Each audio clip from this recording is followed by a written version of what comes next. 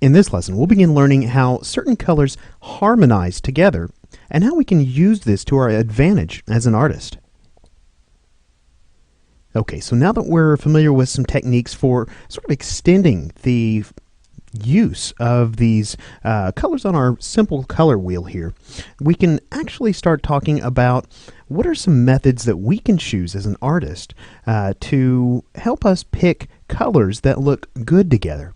That's what a color harmony is, and there's a ton of simple harmonies that use these colors on the color wheel that we can begin to use in choosing colors for our projects. So let's go ahead and dive right in and talk about these. Now I'm going to go ahead and hide my simple subtractive color wheel here, and let's just talk about the first color scheme. And really, I hesitate to call this a color scheme because really there's no color here at all. I just really wanted you to be familiar with this term. It's called achromatic, and this term is actually just simply means grayscale. It's a color scheme that uses no color at all. So we'll go ahead and quickly move past that one.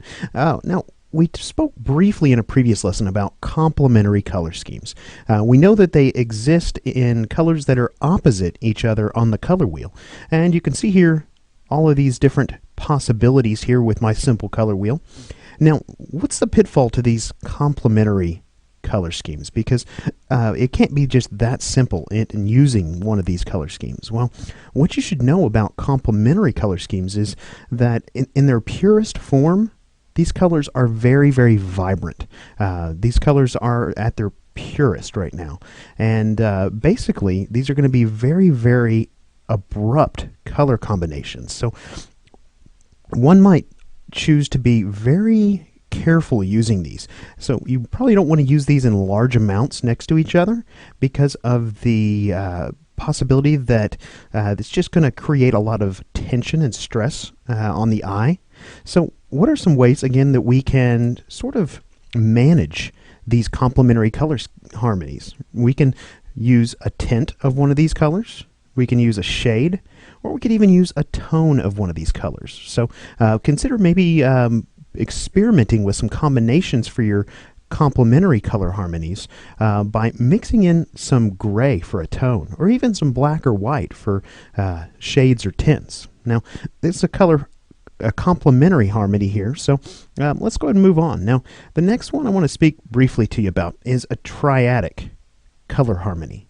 Now, this just simply means that we're going to use three colors on our color wheel that are spaced equally apart. Now, here's a couple examples for you. We have a primary triad color harmony, and we have a secondary triad color harmony. So essentially what we're doing here is we're using our primary colors in this harmony, and we're using our secondary colors in this harmony. But these are not the only two combinations that we could use. We could use any three hues on our color wheel as long as they're spaced equally apart on that wheel. So what are some things to be on the lookout for with a triad color harmony? Well, again, kind of like the complementary color harmony, these tend to be fairly vibrant when they're not desaturated at all, or when they're in their purest form. So you might choose to do something like this right here. Maybe you choose one of the three colors as sort of your workhorse. It's your primary color, with that lack of a better term. Now, the other two colors could be accent colors for that. And when I say that, maybe you use one at full saturation, one at its most vibrant form, and then for the other two, like this kind of this pink right here and this yellow, you come in and use a tint, or a combination of a tint and a shade, or even a tone for these other colors, just to sort of rein back the level of vibrancy those colors have. So that's one way you can be successful in using a triad color harmony. Okay, so now the last color harmony that I want to talk about in this lesson is called an analogous color harmony. So let me go ahead and pull that up here. Now, I don't have the full color wheel visible on this particular layer, but if we were to hide this and come back over here, an analogous color harmony is going to use three hues that are right next to each other on our color wheel.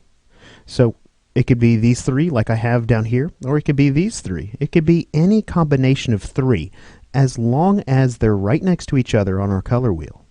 Now, if we come down here and take a look at the analogous color harmony that I have set up here, right here, you can see that I've chosen sort of these greenish hues down at the bottom of my wheel. Now, one thing that is it can be observed about an analogous color harmony is that these are very, very common in nature. So you may think, well, green, yeah, grass, trees, things of that nature. But even if we look at these other color harmonies, things over here, think about fall colors.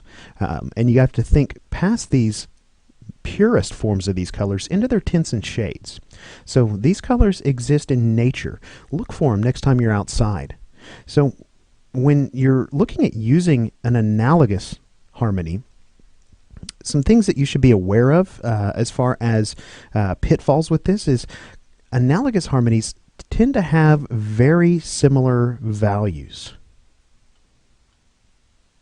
And what I mean by that is that comparing one of these colors to the other two, there's not a lot of difference in contrast.